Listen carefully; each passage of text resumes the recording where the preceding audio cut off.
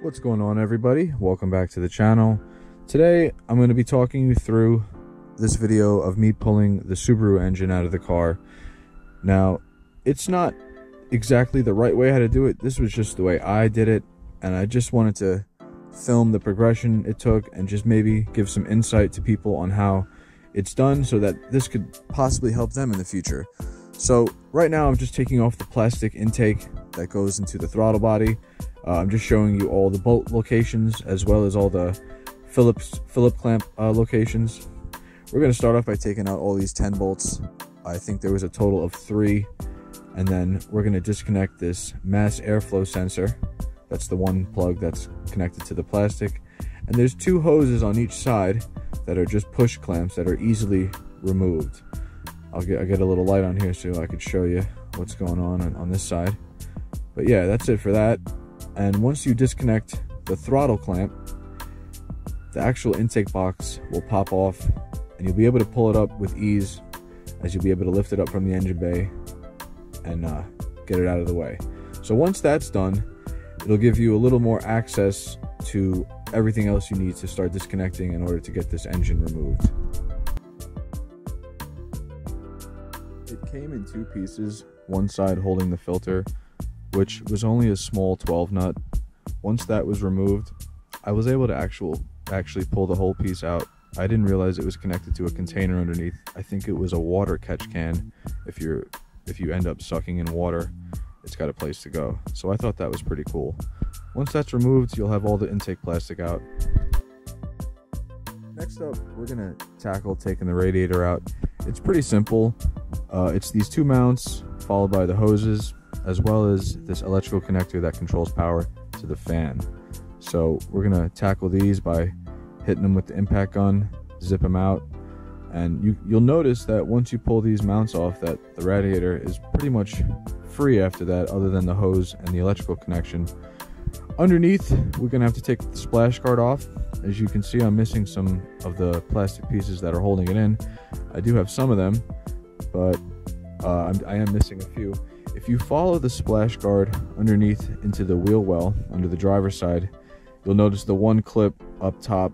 I don't have a light on it at the moment, but I'll show you because I'm going to take the wheel off. It's one push clip. So I'm going to zap this wheel off. It is a 19 all the way around. And once you have the wheel off, you'll see exactly what I'm talking about. I'll get a little bit of a light on the situation. There's only one on this side, so you can take a pick, and once you pop it up, pretty much the splash cover fell right off after that. I'm gonna have to add a few more of the push clips once I do put this thing back on, and it should secure it enough so that way I won't have any issues of losing it or anything like that. With the splash guard removed, you're gonna have much more access to the radiator itself underneath as far as the hoses. Now, being that this is an automatic, it is going to have tranny lines going into the radiator that cool the transmission fluid. The nice thing about this is they're pretty easy to disconnect and they're in a good location. So we're going to disconnect them from the rubber hoses right here, as well as the lower radiator hose. So with that being said, I put some cardboard down, got a catch can, and opened up the top of the radiator to allow air to escape for better flow. Now, this job will be a lot easier if you have the right tools. I used a angled needle nose, which gave me a good position to stay out of the way of any fluid that gets thrown at me. I started with the lower radiator hose because I knew that that's where most of the fluid was going to come out. I was expecting a little more than what did come out, but with that being said, at least I had everything covered on the ground on my end, so it didn't make a complete mess, being that I do have to stay under the car to do a little more work as far as exhaust removal and whatnot. So with a little elbow grease, I was able to pop the clamp over and wiggle the hose out so that way it released all the antifreeze that was left into the radiator and the lower hose area. After that was draining, I decided it was safe to open up the top radiator hose, being that there was probably no more coolant that was going to fall out on this end, and it gave me a little bit of a pain, but it broke free once I twisted it of all the corrosion that's been sitting on it. And of course, no fluid. Underneath, we took out that fan switch clip, which was pretty easy. You pull up on the clip instead of press down. It's a reverse, so you're not pushing down, you're actually pulling up, and then you can pull the plug right off. Afterwards, I thought it was time to tackle the tranny hoses. They were pretty simple. I used my needle nose and pulled down the push clamps, and with a little elbow grease as well, I was able to get those removed. Not much tranny fluid came out. I do plan on obviously changing the fluid before I get this car running and everything like that, so I'll have to check the levels and all that, but I didn't expect too much to come out of the system anyway. I let that drain for a few minutes, and when it was finished, I was able to pull the radiator right up through the top with barely any problems at all. Just got to make sure everything's disconnected and make sure you're not running into anything, and it should come out 1, 2, 3 with no issues. I set it aside, and it was time to move on to the next step of the engine removal. Next up, we're going to remove this cover that covers the alternator belt and tensioner. It's a 10 nut followed by a push rubber grommet that pops off with a little ease. You're going to see that once this is off, it exposes the wire harness that you're going to have to detach from the engine before it's removed. If you follow it down, it runs from the alternator, from the AC compressor, all the way down to the battery, which connects to the fuse box. So we're going to start off by removing the alternator plug, as well as the 10 nut that's connected to the alternator as well.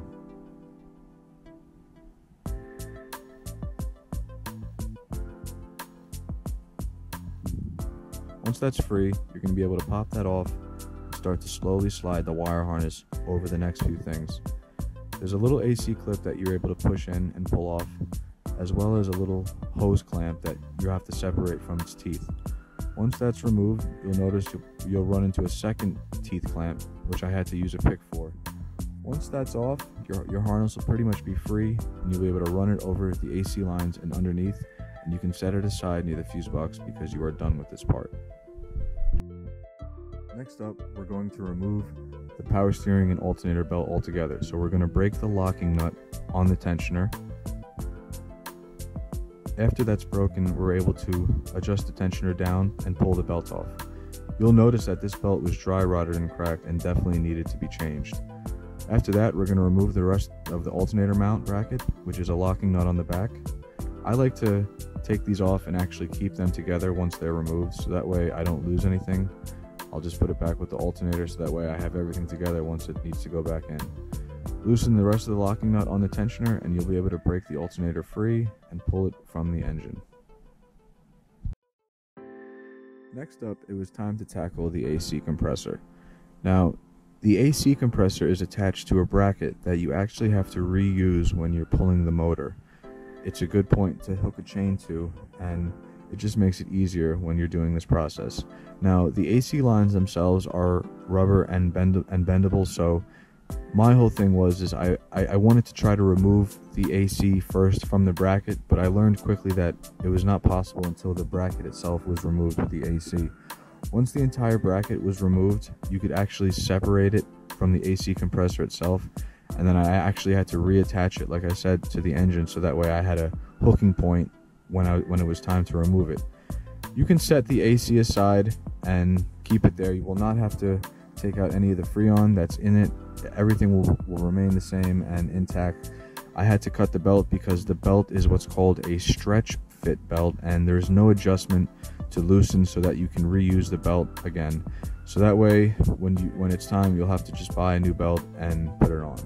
There is a little bit of a special process, and you will need a special tool to remove it and put it on.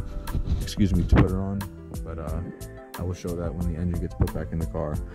But you can put the AC aside for now, and some of these bolts that mounted it to it had thread locker on it, so we cannot forget to put the thread locker back once reinstalled. Remove this fuse in order to relieve some pressure in the tank, so that way when you do open the line, it doesn't shoot out everywhere and get all over the place. I do open the gas tank as well, just to relieve all the pressure in the system. I think this is a good habit to remember because you do not want fuel spraying everywhere, especially if you have a camera and you're filming, or you just don't want to get gas on your hands or on your clothes. It doesn't smell too good for some people, and it can be hazardous as well to your skin. So this is a special fuel removal clamp tool that you have to squeeze into the gas line. It goes over the inner part and gets pushed in, and it relieves two clips that allow pressure to be released. And once you push the clip in far enough, you'll notice that the actual fuel line is able to be disconnected. It's a little tricky at first, and if you've never done this before, it can be a little bit of a pain. I suggest definitely getting this tool if you plan on removing it. It's kind of hard doing it with picks.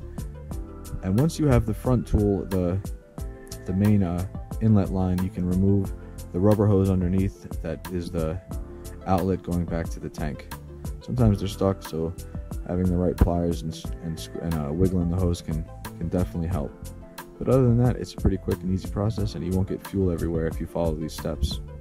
There's a small hose right next to the fuel lines that goes into the intake. You want to pop that off now that you have better access to it, and that's pretty much all the hoses on this side.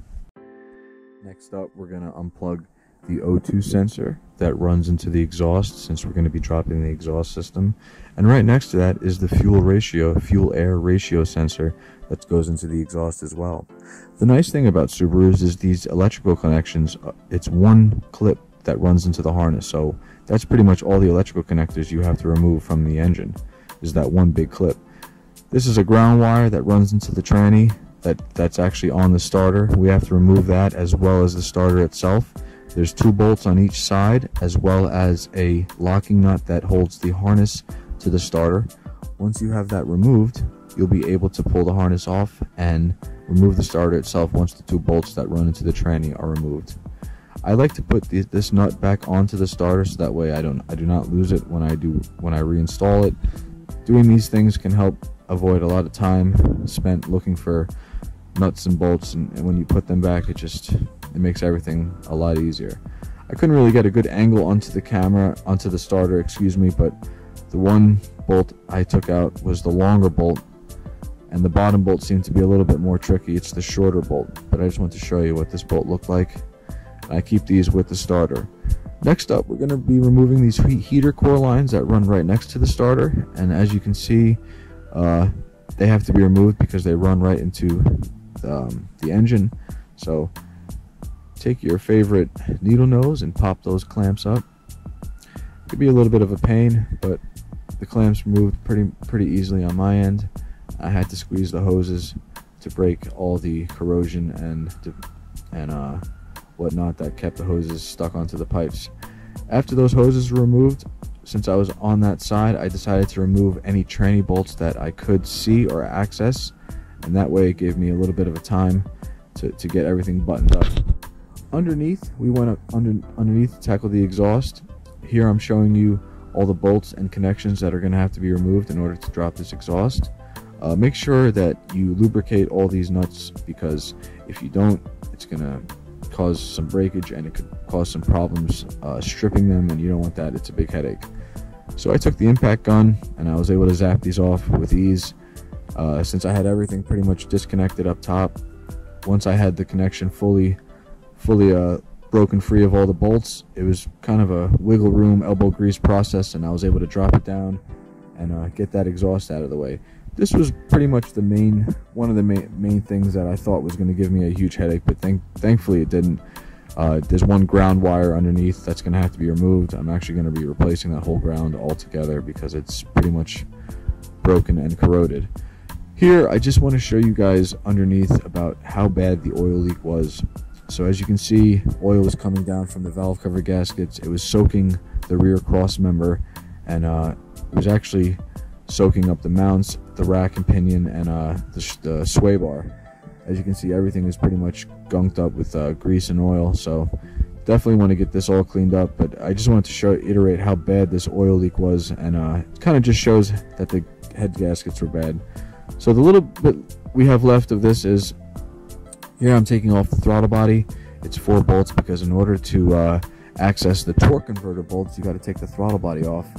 Once these bolts are removed, you will be able to pop this off, and there is a little patch cover that you're going to have to remove and take the torque converter bolts off. I can't emphasize this enough.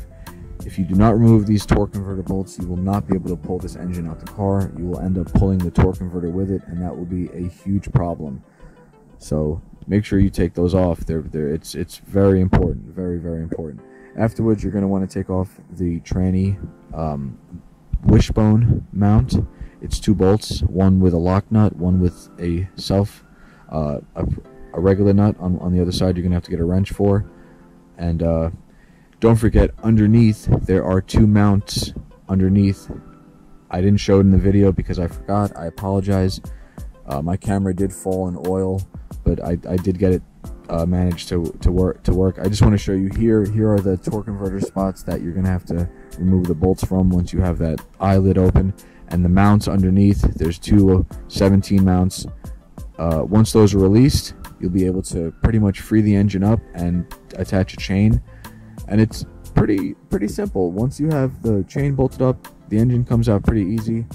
It's nice that you don't have to. I'm used to pulling out the tranny with it, but being that this is a rear wheel, well, being it's an all-wheel drive car, I didn't have to take the tranny out. So now that I got the engine on the stand, I want to show you guys that it's pretty easy to take the heads off. Once you have it on the stand, you're going to have to remove the crank pulley bolt. It's a 22 millimeter. It comes off pretty simple. I'm glad it didn't give me too many issues. I was able to zap it off and put a little pressure on it with some pry bars, and the pulley actually pulled off pretty easily, so that made me happy. After the pulley was removed, I put the bolt back because you are going to need to spin the motor. You're going to want to time it once you have this timing cover off. Now, these timing cover bolts, mine were really rusted, and sometimes you can easily strip these and they can get stuck inside, and it's going to be a pain getting them out. So I took my time. I didn't want to put the gun on them and risk stripping them. My advice to you, if this is the first time you're taking this timing cover off, make sure you break all the heads free before you actually try and remove, because you don't want to strip it and get this far and have it be this much of a headache to just remove the timing cover. I wasn't sure why they were so rusted. It just seemed a little excessive because none of the other bolts in the area seemed to be as rusted, but you could definitely tell there was a lot of corrosion and stuff, and I'm assuming this car dealt with a lot of rain and snow, being that we're in the Northeast. So once I had the bolts free, I just took the gun and I zapped them off, being that I think there's 12 or 13 bolts altogether in the timing cover. And the timing cover does come off in 2 pieces, so mind you, one piece comes off on the right side and the other piece comes off on the left side. I'll show you that here once I get these bolts out.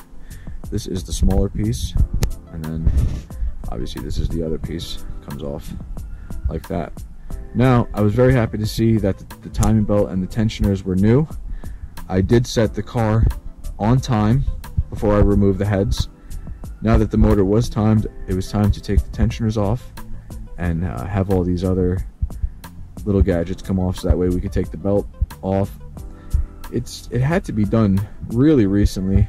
I didn't ask my buddy at work when he had the timing belt done, but being that these parts were pretty much brand new, I'm sure he had the belt done just before the car started to give him some issues with the exhaust and the oil leak. So obviously the motor was taken care of and the belt and all that was serviced at the right time, being that it's close to 80,000 miles. I think these belts are recommended for change close to 100 or at 100 themselves, but just, it goes to show that people care about what they're driving. I did have to unplug these little connectors that were on each side of the head. I think there's 3 and 3 on both sides for the cam sensor and all that. We have to take one of these pulleys off on this side of the motor, and behind it you're going to also notice that there is a cover that has to come off as well. It's 3 10 bolts that came off pretty easily with the gun. These also had thread locker on them, so you have to make sure that when you put this cover back, you put the thread locker back. Otherwise these bolts will slowly back out and you'll have a bigger issue when the car is running and this hits the timing belt. On the other side, there is another small cover that has to come off that's only 2 bolts. Once that comes off, you'll pretty much have all the plastic covers off that you'll need in order to remove the heads. I moved on to take out the spark plugs and spark plug wires. I did notice that these are covered in oil. and this led me to believe that the gaskets inside the spark plug cover are done, allowing oil to escape from the actual valve train into the spark plug holders. So after that, we have to take off the EGR pipe. This was a 22mm wrench, came off surprisingly easy. It's 22mm on both sides. And the last thing we're going to have to take off before we remove the valve covers is we just had to zip out the intake manifold. Now, I don't necessarily take off the entire intake manifold. I like to just take off as little as possible in order to like just keep the work a minimum, and I don't like to break free all the old parts if I don't have to. Once the intake was free of one side, I did it to the same, and it was time to pretty much take the heads off. You just have to remove this one last bolt to remove the dipstick. That has to come out of the way, and after that we can move on to the valve covers and get those head bolts out. So the valve covers came off pretty easy. You just have to be very careful not to strip any of the bolts if they're corroded and giving you an issue. I unfortunately did strip one, but managed to break it free with a special socket I have. But my advice to you is use a ratchet. Do not use an impact gun on these bolts. And with all the 6 bolts out, the valve cover will pop off and you'll have your valve train exposed. Now, I was very happy to see the color of this. To me, this shows that the oil has been changed and no gunk has been building up on this engine. It's pretty much in really, really good shape. So I made a little template before I decided to take any of the head bolts out. I cracked them loose in opposite order of they are installed. You cannot just break these bolts free in any pattern. You must break them in a reverse torquing pattern. So once I had them broken free, I was able to zip them out with the gun, and I put them in this template to reuse them in the same spot as they were removed. You can tell the 2 middle bolts on each side were darker than the other bolts. With that being said, I lifted the head up from the dowel pins and she came right off. And I continued the process for the other side. Now, I wanted to just show you guys real quick. I wanted to make sure everything was clean, but here are the head gaskets themselves, and these are the single layer gaskets that Subarus come with. These are the OEM ones, and you can see actually where the gasket failed and wore away. The graphite itself wears away over time, and you have to replace these. But now that we have the machine shop coming, I'm going to replace these and get this car running. I really appreciate you guys hanging out with me and viewing this video. Take care and have a good one, and I'll see you on the next one.